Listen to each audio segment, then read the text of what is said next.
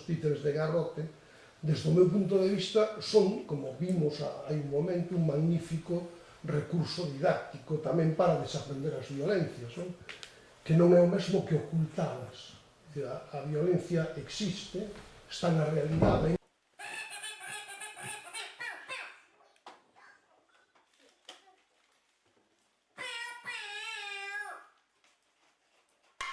Se asustará, pasará miedo, se liberará, se pondrá rabioso, pero luego es catártico también. Todo lo que va a suceder en ese rato que esté en el teatro, pues va a pasar por muchos estados emocionales.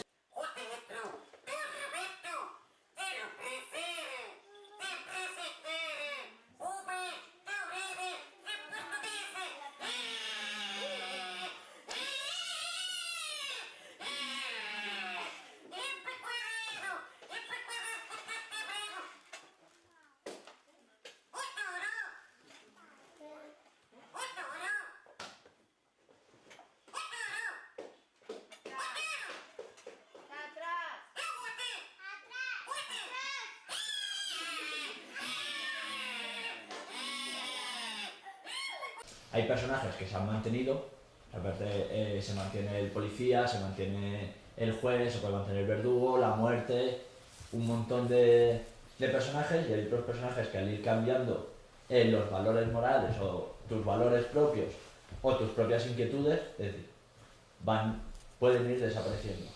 Es decir, a lo mejor lleva un proceso también natural, puede también estar infundado desde las instituciones o reforzado por lo políticamente correcto.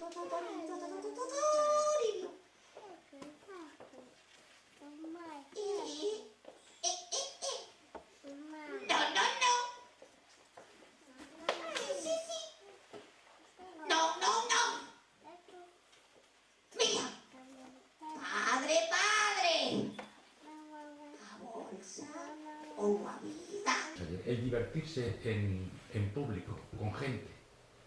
Hay unos códigos. La diversión sola, o sea, el niño solo frente a un videojuego violento o lo que sea, él solo, el que está viendo, sí que afecta a la cabeza. El otro, nos reímos conjuntamente todos, ja, ja, ja, todos los críos se ríen a la vez. Y eso es liberador.